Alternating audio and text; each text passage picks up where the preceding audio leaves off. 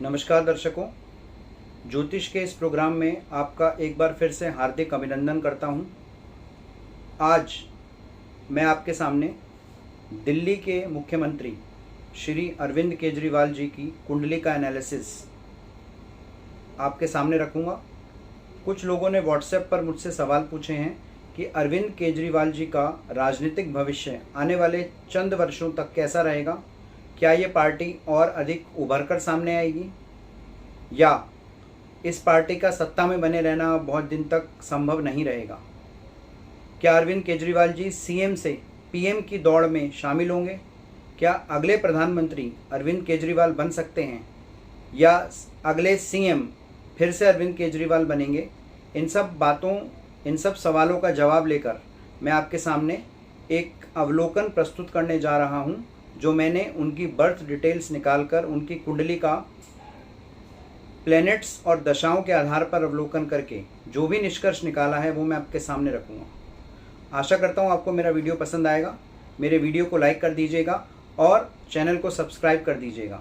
इस वीडियो को आगे और अन्य दर्शकों को भी आप फॉरवर्ड कर सकते हैं।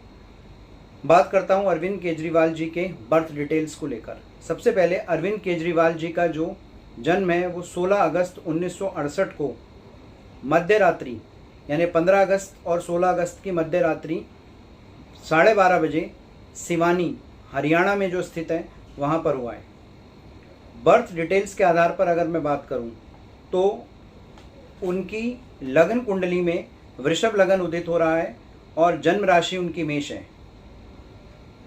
केंद्र में 3 शुभ ग्रहों का योग, शुक्र, बुध और गुरु, ये 3 शुभ ग्रह केंद्र में स्थित हैं। चौथे घर में, तीसरे घर में सूर्य और मंगल स्थित हैं। यहाँ पर एक बात बताना चाहूँगा, मंगल यहाँ पर नीच राशि में स्थित है, कर्क राशि में। उसके साथ सूर्य भी विद्यमान है। चतुर्थ भाव में गुरु, बुध और शुक्र 3 शुभ ग्रह केंद्र में स्थित हैं, जो कि एक राजयोग का निर्माण कर रहे हैं। उसके बाद पंचम भाव में केतु स्थित है और यूरेनस स्थित है। 11वें घर में राहु स्थित है जो कि मीन राशि में है और 12वें घर में शनि और चंद्र की युति बनी हुई है।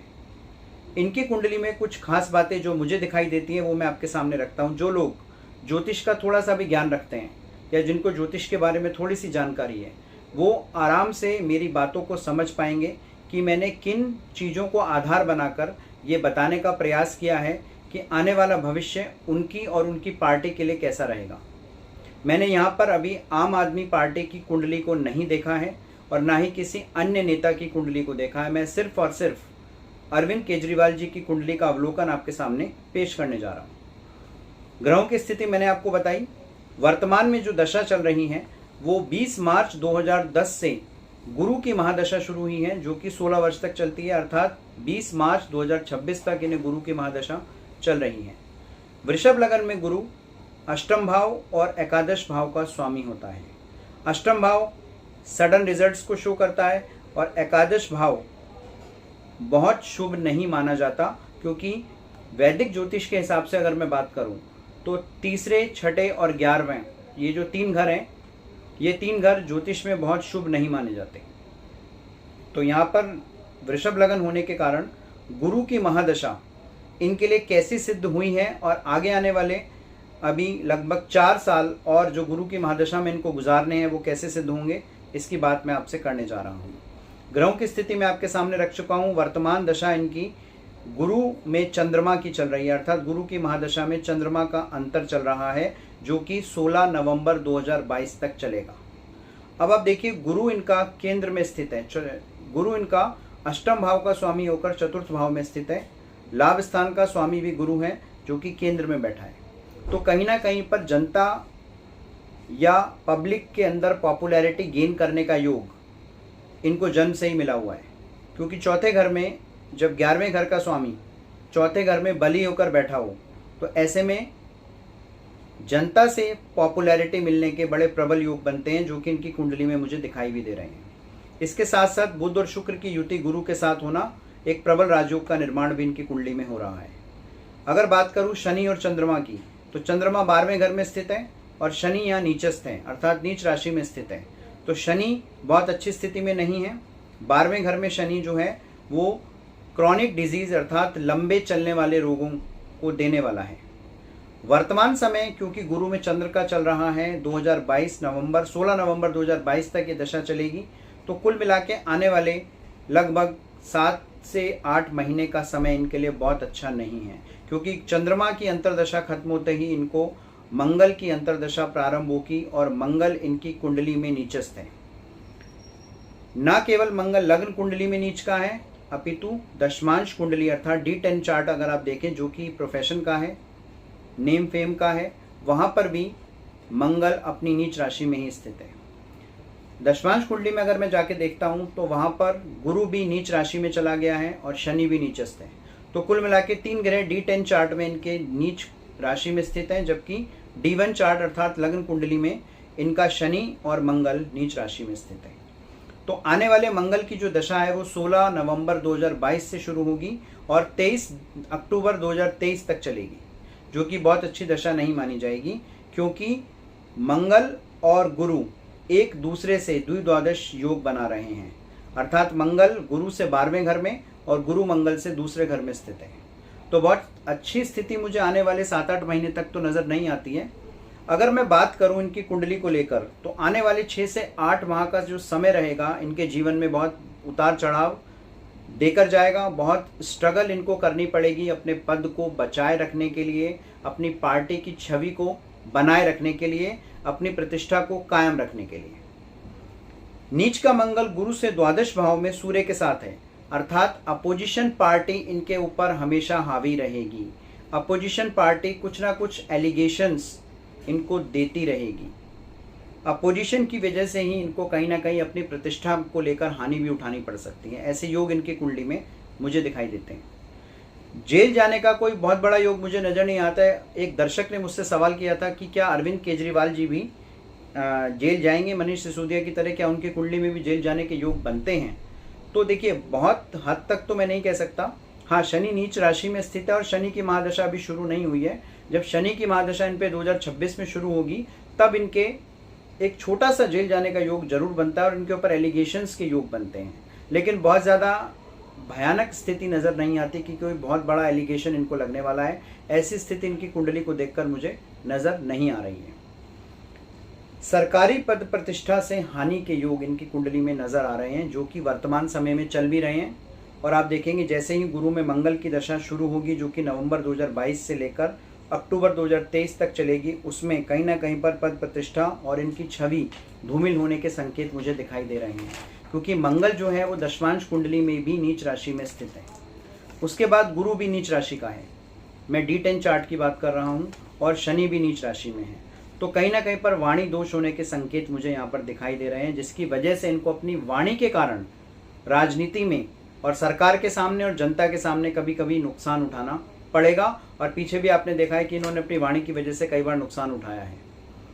नीच का मंगल कर्म भाव को पूर्ण दृष्टि से देख रहा है। अगर आप लगन कुंडली में देखें तो नीच का मंगल तीसरे घर में स्थित है, जो कि दशम भाव को अपनी 8वीं दृष्टि से देख रहा है, अर्थात कुछ गलत निर्णय, कुछ गलत कार्य इनकी पद प्रतिष्ठा को हानि पहुंचाने की ओर संकेत दे रहे हैं।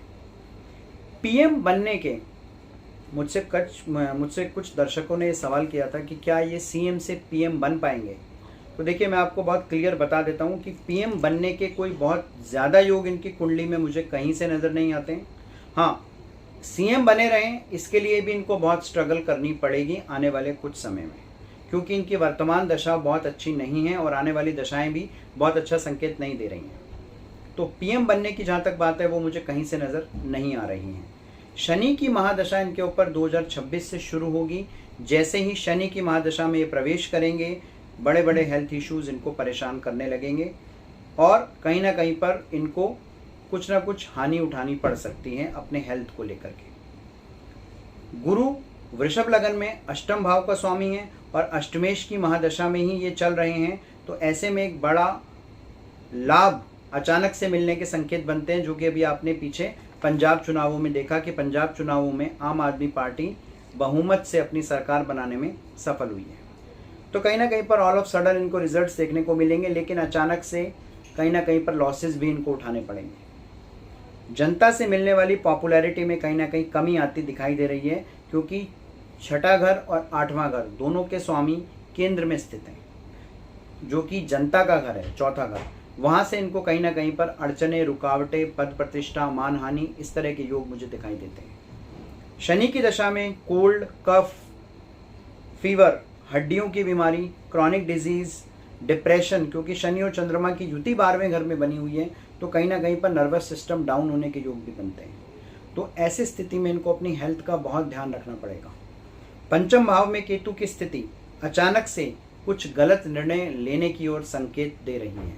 तो मेरा ऐसा सजेशन है, अगर कोई दर्शक उनको पर्सनली जानता है और ये प्रोग्राम उन तक पहुंचा सकता है तो उन तक पहुंचा दीजिए, क्योंकि उनको इस प्रोग्राम को सुनने के बाद काफ़ी सारी चीज़ें पता लग जाएंगी और आगे आने वाली जो उनका समय है उसके बारे में वो कुछ प्लान कर पाएंगे। वर्तमान में भी कुछ हेल्थ इश्यू उनको चल रहे होंगे, जो कि चल भी रहे थे, पीछे आपने देखा था, एक बार हॉस्पिटलाइज भी हुए थे, कोरोना भी इनको 2 बार हो चुका है। तो जुलाई 2021 से लेकर नवंबर 2022 तक ये इशू रहेंगे।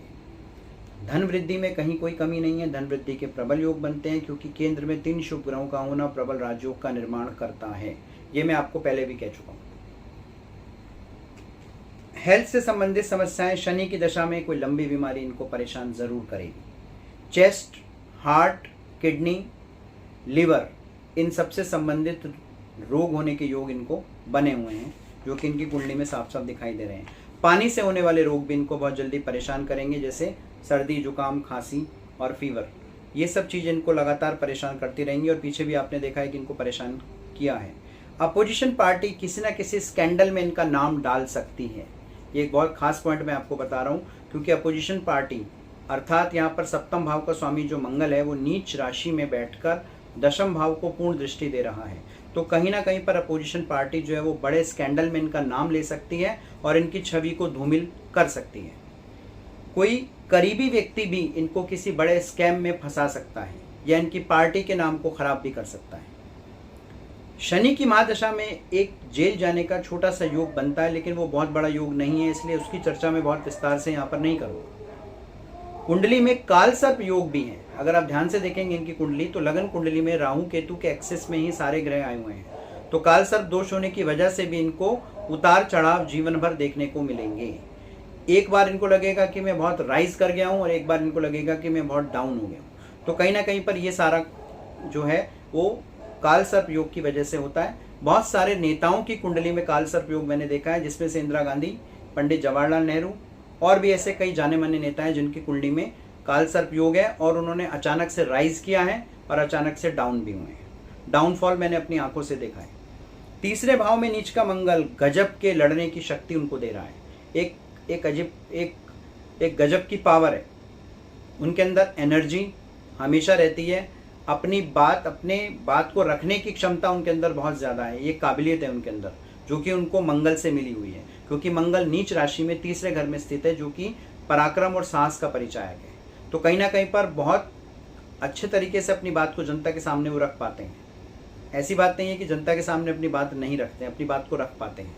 ये उनमें गजब की शक्ति है, गजब की कला है, जो कि उनको मंगल से मिली हुई है। तो कुल मिला के अगर मैं बात करूं, जो निष्कर्ष मेरे को इस कुंडली को देखने के बाद जो मैंने निकाला वो ये है कि सीएम से पीएम अगर बनना चाहते हैं तो ये डगर मुझे बहुत आसान दिखाई नहीं देती है, क्योंकि इनकी कुंडली में ऐसे कोई योग मुझे नज़र नहीं आ रहे हैं। हाँ, सीएम बनने के लिए भी इनको अच्छी खासी मशक्क़त करनी पड़ेगी। आने वाला समय बहुत अच्छा नहीं है, 6 से 8 महीने इनको बहुत स्ट्रगल करनी पड़ेगी। उसके बाद की दशा भी बहुत अच्छी फेवर नहीं कर रही है, और जब इनकी महादशा बदलेगी और शनि की महादशा आएगी तो वहाँ पर भी इनको बहुत सारे संघर्षों का सामना करना पड़ेगा। हेल्थ रिलेटेड इश्यूज इनके सामने लगातार आते रहेंगे और कहीं ना कहीं पर अपनी पार्टी की छवि को बचाना इनके लिए आने वाले समय में कठिन होगा।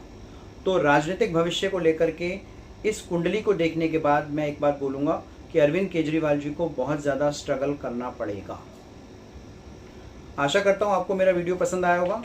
मेरे इस वीडियो को लाइक कर दीजिए, चैनल को सब्सक्राइब कर दीजिए और इस वीडियो को आगे फॉरवर्ड कर दीजिए।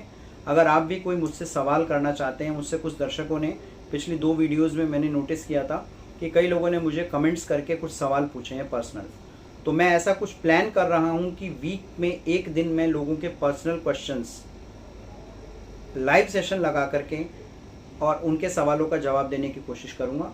तो उन लोगों से मेरा निवेदन है जो कमेंट्स में अपने सवाल डालते हैं वो अपनी date of birth, time of birth और प्लेस ऑफ बर्थ और उसके साथ एक सवाल डाल के छोड़ दें। प्रोग्राम में मैं उनका सवाल शामिल करूँगा। आने वाली वीडियोज़ में मैं उनके सवाल को लेकर और उनके जवाब देने की कोशिश करूँगा, उनकी समस्याओं को हल करने की कोशिश करूँगा। आज के लिए इतना ही। अगली वीडियो में जल्द एक नए विषय के साथ आपके सामने फिर से उपस्थित होता हूँ। तब तक के लिए दीजिए अनुमति। नमस्कार।